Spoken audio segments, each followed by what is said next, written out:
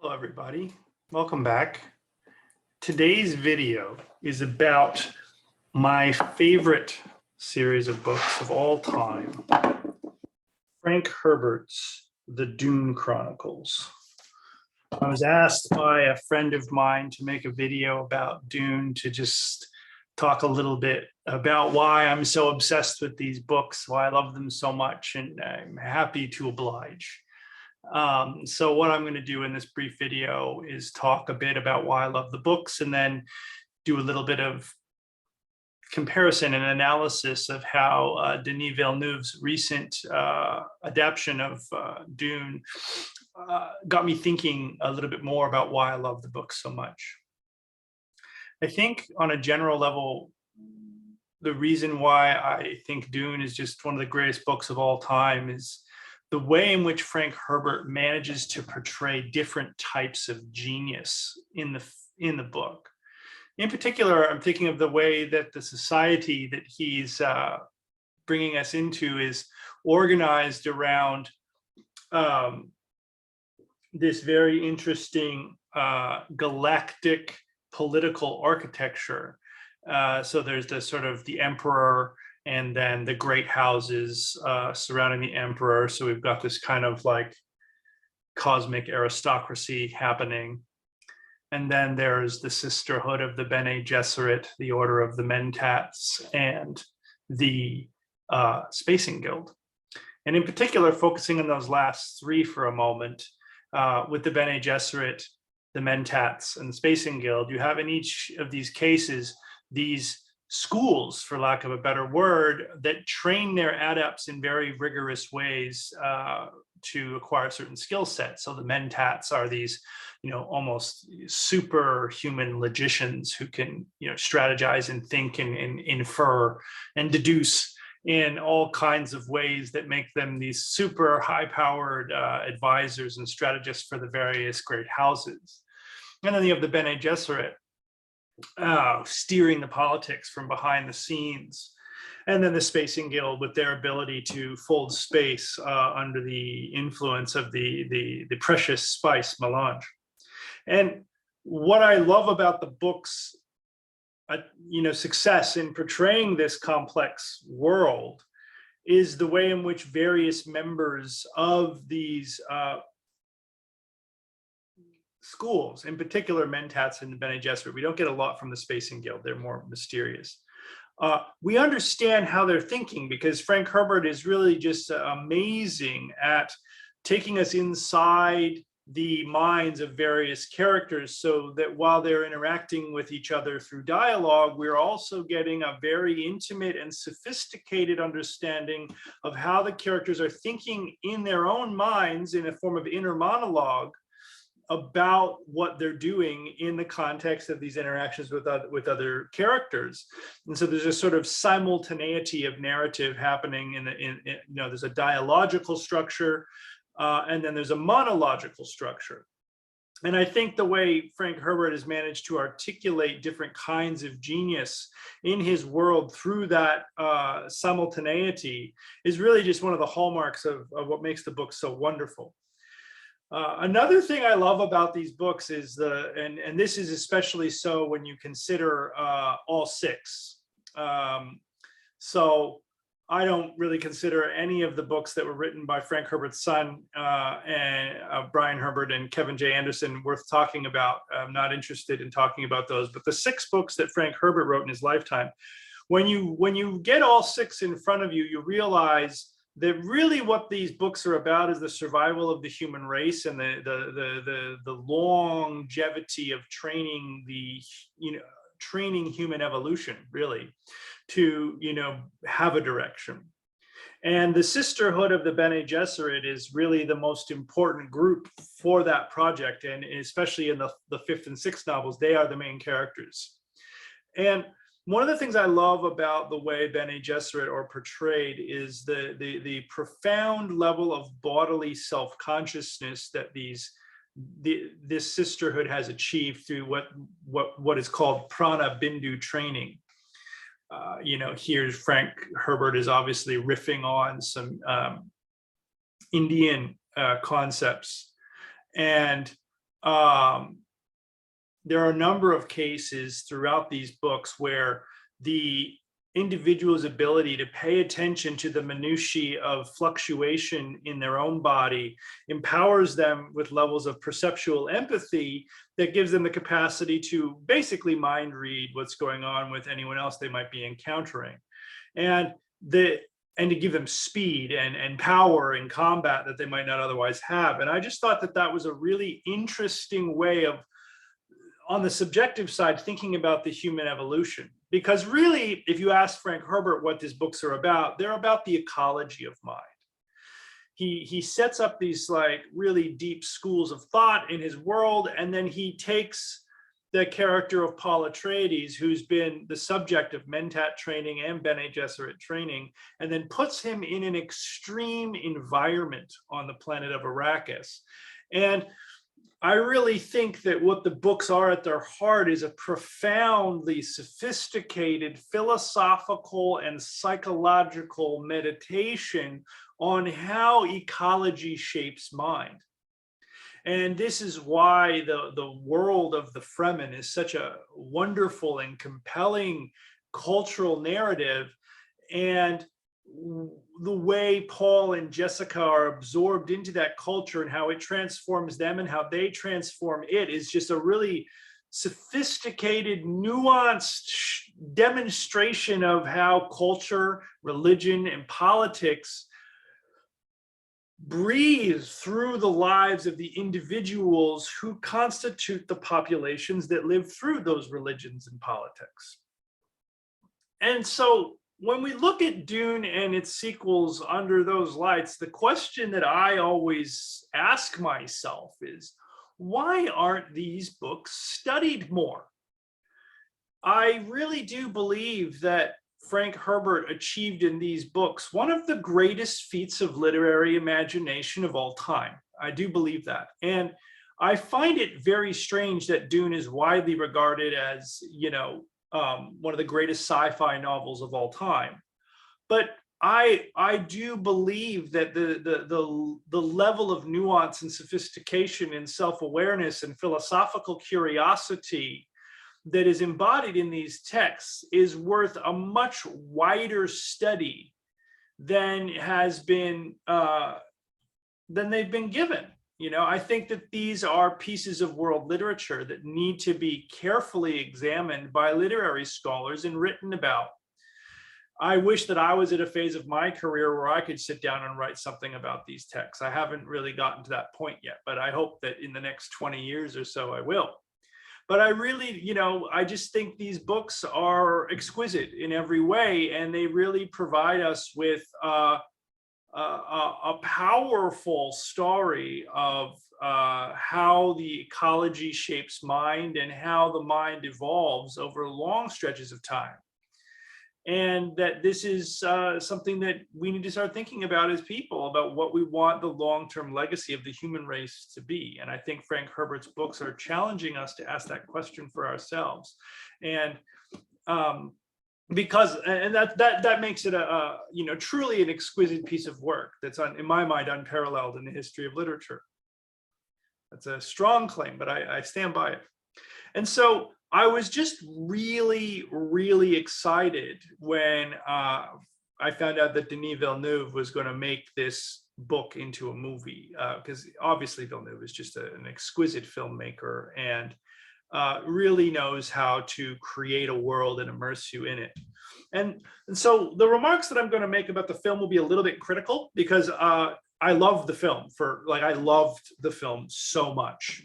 And there's only so much that can be done. So, but the criticisms I'm going to level are there just to try and put in even sharper relief some of the points I've just made about why I think the books are so amazing. And obviously, when you adapt a book to film, you have to make very hard choices about what's going to be included, what's going to be excluded, what your approach is going to be. And Villeneuve had to make those choices, not just about how to take the material of the book, and put it into a film, but also to stay true to his own his own style of making films. And this is a place where I thought things got very interesting, because for Villeneuve, I think one of the things that makes him such a wonderful filmmaker is his ability to show you a world. he doesn't tell you about a world, he shows it to you by immersing you in it. And he did that with Dune very much. But he did it almost too much, I think. For example, we spend quite a long time on Caladan in the film, whereas in the original book, where there's only one scene in the whole book that they're actually on Caladan, and that's the scene where the Reverend Mother Gaius Helen Mahayam comes to test Paul Atreides with the Gom Jabbar. Everything else is either on the space highlighters going to Arrakis or on Arrakis. But I think what Villeneuve was trying to do with the film is set up a strong degree of sympathy for the Atreides family, in particular the dynamic between Leto Atreides and Paul Atreides. And he does that by showing you the lushness of Caladan and showing you the world that they're living on there. And that way the contrast of the whiplash of Dune and its desert conditions and the hostility of that planet is rendered even more precise and salient by the contrast with Caladan. So I understand that these are, directorial choices that are worth making. But the place where I start to get a bit critical about this is where, we have these super long, slow shots of like ships rising out of the water on Caladan and things of that nature. And in the duration of the entire film, we really don't get much dialogue. The dialogue is very short and pithy. And that's Villeneuve. And a problem with this is that it really isn't a faithful reconstruction of the book, right? In the book, the dialogue is remarkably long-winded and sophisticated. And most of what you learn is through the discussion that the characters are having with each other. And I think that Villeneuve's attempt to show us a world obscured a little bit just how profound the books are by telling us about the world. And that's to a certain extent forgivable relative to the medium. A film is a very different medium of delivery of a story than a book. But I do think that the film would have been much improved by some more hard-hitting dialogue around, especially between Jessica and the Reverend Mother, and the family, Paul and Leto and Jessica. There are just a lot of really great moments of dialogue that in the book that aren't really explored in the film, and I thought that was a lack. The other interesting thing, this isn't a complaint, it's just something I noticed that was really interesting choice, is that in the movie, the characters of Duncan Idaho and Gurney Halleck are quite inverted. So in the book, the happy troubadour warrior is Gurney Halleck, right? Always singing, always reciting poetry. He is often described as having a wolfish grin, and he's always smiling and cracking jokes and being witty. And in the book, Duncan Idaho is the much more severe individual, right? The sword master, the one who is, very focused on his task. And in the movie, these roles are literally inverted. Josh Brolin's portrayal of Gurney Halleck is very stern, very serious, and just, not a lot of like mirth or laughter or humor from him at all. Whereas Duncan Idaho, placed by Jason Momoa, of course, which for me was the highlight of the film. I thought his portrayal of Duncan Idaho was incredible. I loved it. But that's not the character in the book. It's just not, right? The happy-go-lucky warrior is Gurney Halleck. And the severe, serious sword master is Duncan Idaho. And Villeneuve, for some reason, chose to literally invert these roles with these characters. And I'm not sure why he did that. My guess is that he really wanted to make a big deal out of Duncan's sacrifice. And in order to do that, he wanted to give him a bit more airtime so that his death at the hands of the Sardaukar, when buying Paul and Jessica some time to escape, really kind of hit home as like one of the most important scenes in the film, and it was marvelous. It was a marvelous sequence as far as film goes. But I did thought that inversion was strange. A couple more things about characters that I thought were worth mentioning. I think one of the things the film failed to do was to show us how remarkable of an individual Paul Atreides is. In the book, even before Paul's budding prescience starts to become activated through the eyes of his teachers and other people who encounter him, it is obvious that he is operating at a much higher level than almost everyone around him. And that this is a result of trainings, is a result of his training by in Mentat computation by Thufir Hawat, and certainly in the Bene Gesserit training he receives from his mother. But in the film, he's really kind of a petulant teenager. He's really just kind of a mopey teenager. And we don't really get a deep sense of how remarkable of an individual he is before he starts to, ingest spice and start to be able to see the future and all the rest of it. I just thought that more could have been done to show us just how powerful Paul and his mother really are. And that leads to the second point I wanted to make, that Jessica, the lady Jessica, is arguably the most powerful individual in the first book. And in the movie, we don't really get that sense, right? We see her being very emotional a lot of the time, which serves a narrative function for sure. But her interactions with the Reverend Mother Gaius Helen Mahayam were very truncated in the film relative to the level of nuance and subtlety that I think is achieved in their dialogue in the book. And we don't really have a sense of just how accomplished she is as a Bene Gesserit adept, as the mother of a potential Kwisatz Haderach in the film. And that was a little annoying because she's just such a badass. And in particular, I'm thinking of the way that her interactions with Thufir Hawat in the book, culminating in their confrontation with each other, is really just a remarkable example of how much control a Bene Gesserit has over the people around her if she wants to. And I just think that those power dynamics could have been more thoroughly explored in the film in order to provide a background against which Paul's ascension becomes salient to the audience. Speaking of Paul's ascension, and I think this will be the last point I make, I really thought that Villeneuve made some interesting choices in how to depict Paul's budding prescience in the film. In particular, I just note that two things. First, Paul is hearing voices, and they are voices of women, so presumably Bene Gesserit sisters of some kind, giving him instructions like, don't be afraid. Paul Atreides must die so that the Kwisatz Haderach might live. There are these moments where he's sort of in a reverie state and he's seeing alternative futures, and he hears this voice, like, don't be afraid. And I thought that was a really interesting choice for the following reasons. First, it's not clear that third person narrative or second person dialogue internally is what Frank Herbert had in mind in his understanding of what prescient vision was like. Second, I found it a little frustrating that we get this inner dialogue happening with Paul in these moments, which isn't in the book.